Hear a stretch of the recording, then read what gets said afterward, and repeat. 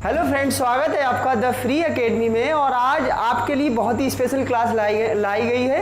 क्या है आपके लिए कि बीटीसी या डीएलएड जिस थर्ड सेमेस्टर है उसके प्रीवियस ईयर के पेपर, मतलब 2018, 2017, 2019 इस तरीके से हम सीक्वेंस से चलेंगे। पहले हम शुरू करते हैं 2019 का, जो हमारा हुआ था 2019 में थर्ड सेमेस्टर का मैथ का पेपर हुआ था। उसी को हम आज पूरा सॉल्यूशन करते हैं। देखते हैं पहला क्वेश्चन उसमें क्या था। उससे पहले आपको क्या करना है, शेयर करना है वीडियो को अच्छे से और लाइक करना है, तभी हमारा मोटिवेशन बढ़ेगा, अच्छी से अच्छी वीडियो बनाएंगे। देखते हैं हमारा पहला क्वेश्चन। पहले हम करते हैं वस्तुनिष्ठ प्रश्न। जो हमारा मैथ का क्वेश्चन है वो आप लोगों को पहले से पता होगा कितने नंबर का होता है, 25 नंबर का होता है, ये आपको सबको पता होगा। अब स्टार्ट करते हैं वस्तुनिष्ठ प्रश्न से, मतलब बहुविकल्पीय। ये हमारे 5 नंबर के आते हैं, है ना, 5 नंबर के होते हैं और हर एक का 1 नंबर होता है। तो पहला क्वेश्चन है हमारा a की पावर 7 गुणा a की पावर 9 का मान क्या होगा। पहला जो हमारा बहुविकल्पीय है a की पावर 7 गुणा a की पावर -9 का मान क्या होगा। अब इसमें जो आपके विकल्प दिए हुए हैं वो पहला दिया हुआ है a की पावर -9, a की पावर +7, a की पावर -2 या a की पावर 2, ये आपको दिए हुए हैं। तब आपको इसी में से आपको आंसर बताना है। देखते हैं हम पहला। ठीक, हमारा क्या है, a की पावर 7 गुणा a की पावर -9। इसको सॉल्यूशन करते हैं। इसका तो सॉल्व कैसे होगा, बहुत इजी क्वेश्चन है। 1 नंबर आपको बिल्कुल फ्री का है ये, अगर थोड़ा सा माइंड लगा लिया। हमने आपको बताया था वीडियो में, यदि a की पावर m हो और गुणा में a की पावर n हो तो आपको क्या करना पड़ेगा, गुणा में घाते क्या होता है, जुड़ जाती है। इस टाइप के क्वेश्चन आपको हमेशा मिलेंगे पेपर में, है ना। तो a की पावर m हो और a की पावर n हो तो क्या हो जाएगा, a की पावर m प्लस n हो जाएगा। ये हमारा था, रूल था, इसी से हम करते हैं। अब देखो a की पावर 7 है तो a की पावर 7 और गुणा में क्या होता है, घाते हमारी जुड़ जाती है तो प्लस, और दूसरी कितनी है 9 माइनस का। अब देखो सॉल्व कर लो इसको, a की पावर 7 प्लस माइनस कितना हो जाएगा, -9। अब देखो आपको पता है 9 में से 7 जाएंगे, कितना बचेगा, 2 बचेगा। लेकिन ज़्यादा किसके हैं हमारे पास, माइनस वाले ज़्यादा हैं, तो हमें क्या करना पड़ेगा, माइनस बस लेना पड़ेगा।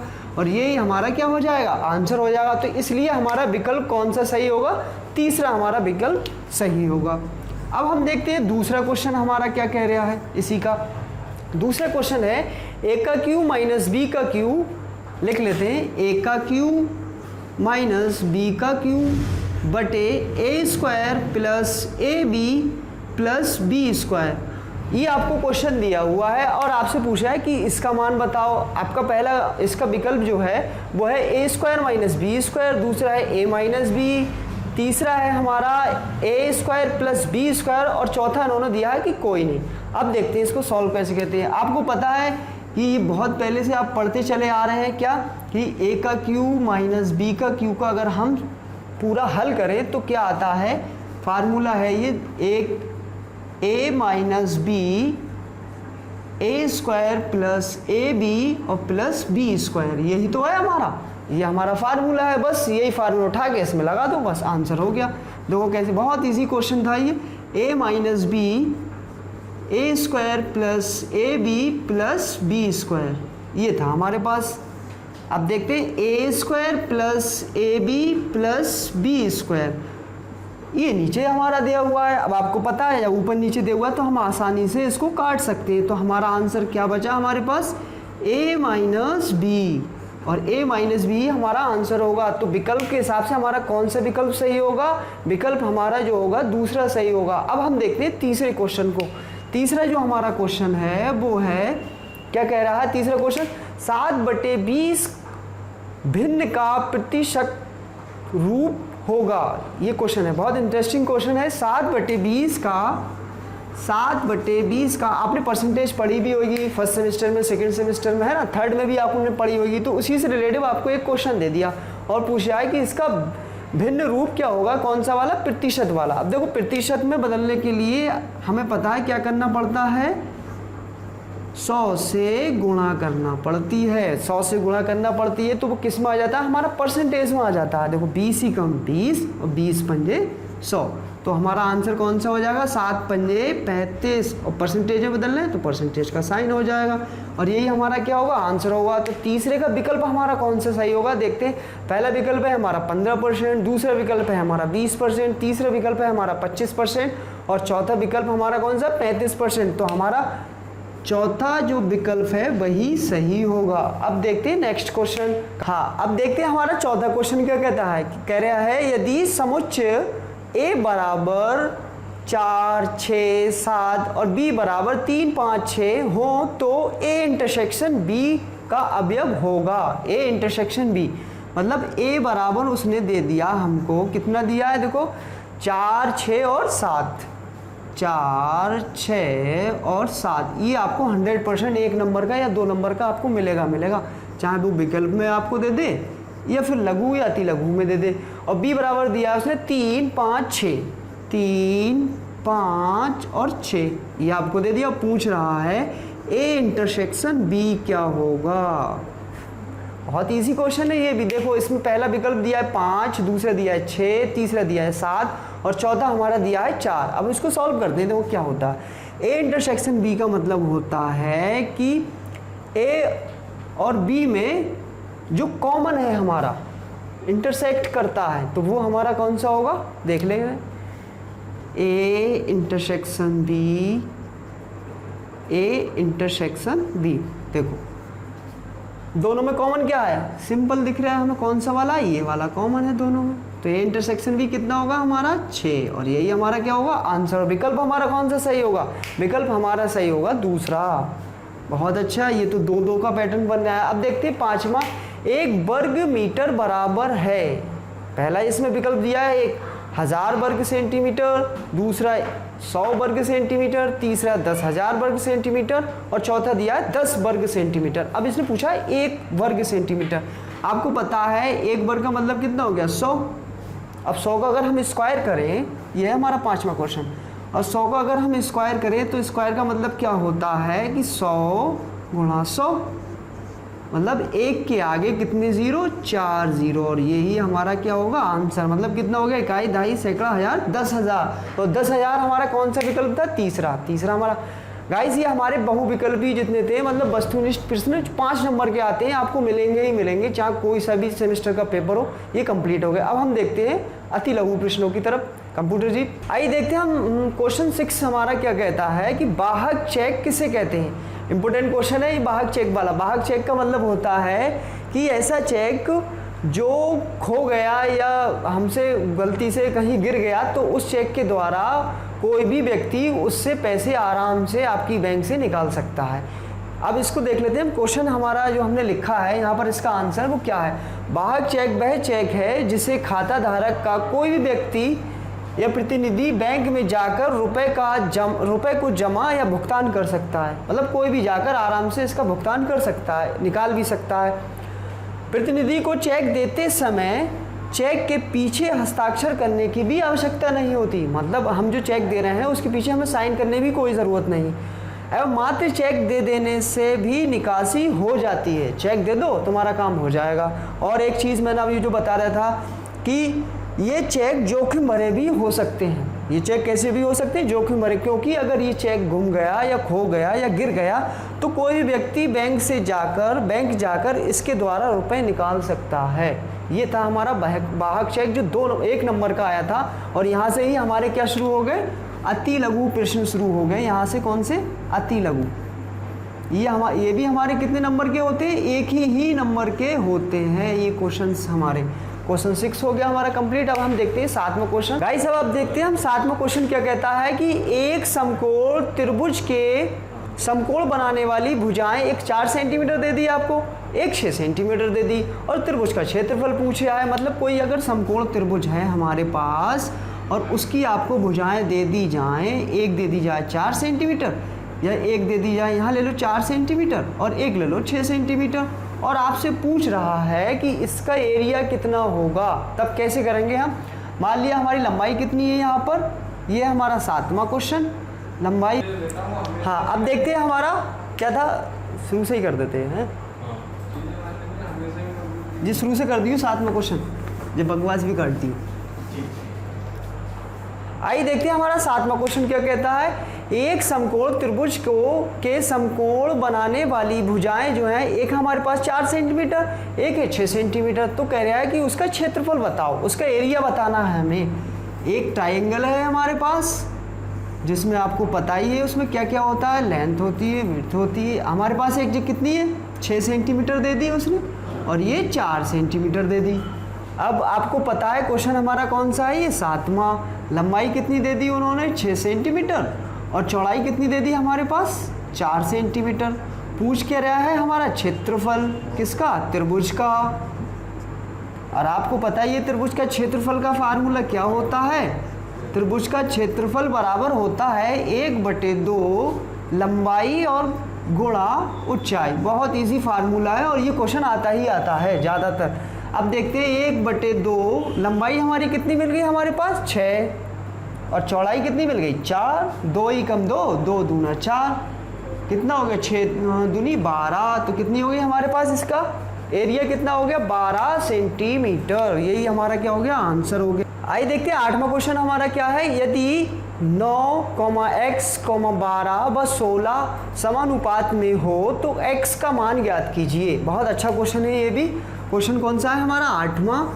उसने पूछा है कि समान अनुपात में हो, मतलब 9 अनुपात x अनुपात समानुपात, और कितना दिया, 12 और अनुपात 16। ये आपको क्वेश्चन दे दिया। अब आपको याद आ गया होगा क्वेश्चन कितना इजी है ये वाला, इसमें कुछ नहीं था। आपको फार्मूला पता ही है क्या है इसका, मध्य पदों का गुणनफल बराबर होता है बाह्य पदों के गुणनफल के, या बाह्य पदों का गुणनफल बराबर होता है मध्य पदों के गुणनफल के। वही हमारा क्या होता है, समानुपात।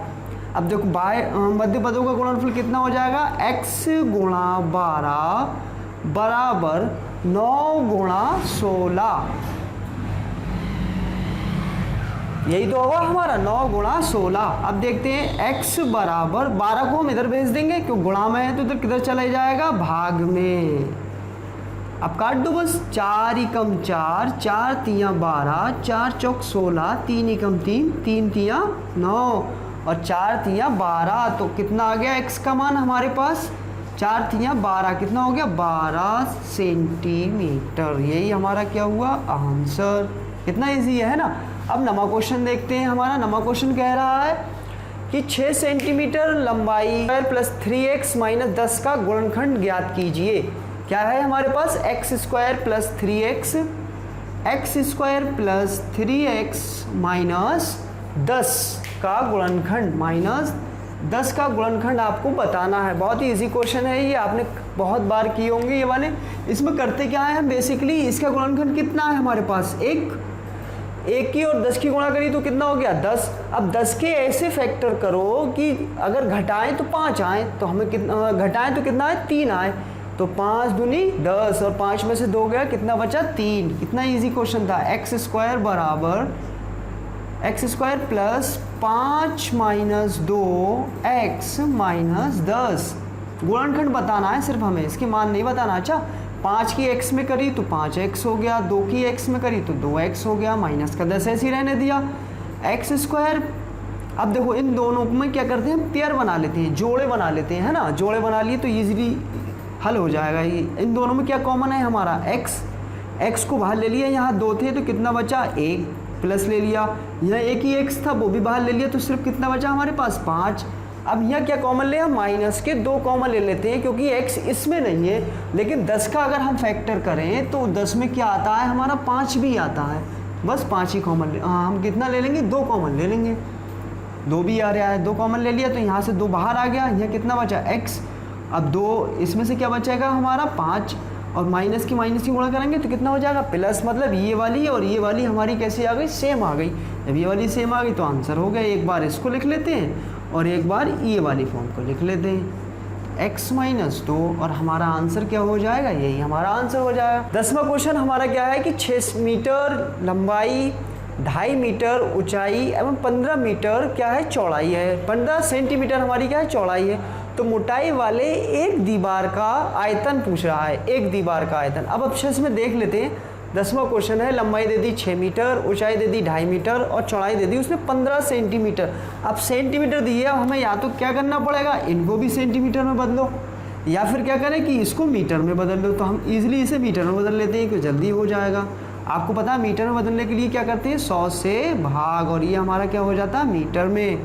तो ये हमारी जो चौड़ाई आ जाएगी वो कितनी आ जाएगी, मतलब 2 के बाद पॉइंट लगा दो, तो 1 2 पॉइंट लगा दिया और 15 हो गया। तो ये हो गई हमारी 15 मीटर चौड़ाई। अब आपको पता है कि दीवार का आयतन क्या होता है, लंबाई गुणा चौड़ाई गुणा ऊंचाई। कोई दीवार है, अगर हमें उसे एरिया निकालना हो उसका आयतन, तो कैसे निकालोगे, लंबाई ले लेंगे, चौड़ाई ले लेंगे और ऊंचाई ले लेंगे, है ना। तो यही हमारा हो जाएगा दीवार का आयतन। दीवार का आयतन आपको अच्छे से पता हो ही गया। अब क्या है, लंबाई गुणा चौड़ाई गुणा ऊंचाई। अब देखते हैं, यहाँ कर लेते हैं। लंबाई कितनी है हमारे पास, 6 मीटर।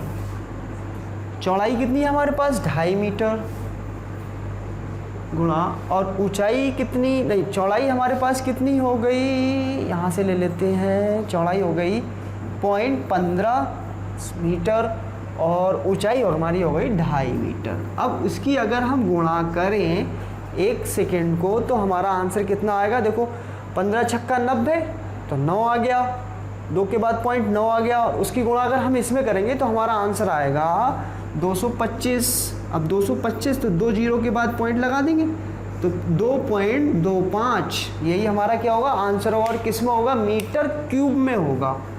किस में होगा, मीटर क्यूब में आंसर होगा। गाइस अब देखते हैं हमारा 11वां क्वेश्चन। कंप्यूटर जी 6 रहे, आइए देखते हैं 11वां क्वेश्चन। 9 सही 4/5 में किस संख्या से गुणा करें कि गुणनफल हमारा 42 हो जाए। बहुत इजी क्वेश्चन है। क्या कह रहे हैं, माना किससे गुणा करना पड़ेगा, माना x से गुणा करते हैं, ठीक, s से गुणा करने पर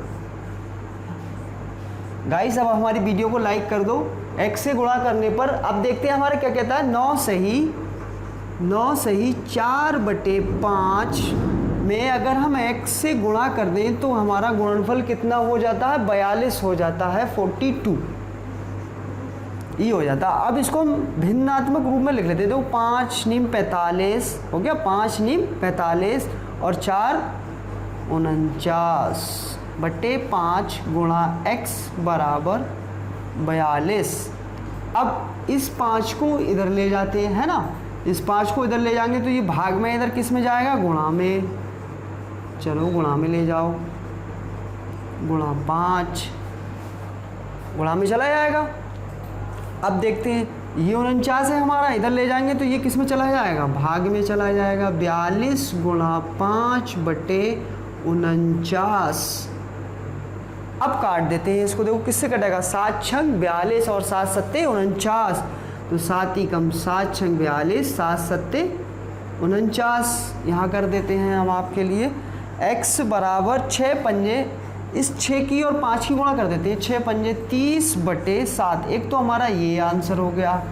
और अगर दूसरी फॉर्म में लिखना चाह रहे हो तो और फॉर्म में इसकी एक और बना दो इस फॉर्म में, तो वो क्या हो जाएगा हमारा, देखो 7 चौक 28, 2 सही मतलब 4 सही 2/7, और यही हमारा क्या होगा, आंसर हो जाएगा। गाइस ये हमारे अति लघु जितने थे वो सारे कंप्लीट हो गए। अब हम देखते हैं लघु क्वेश्चन।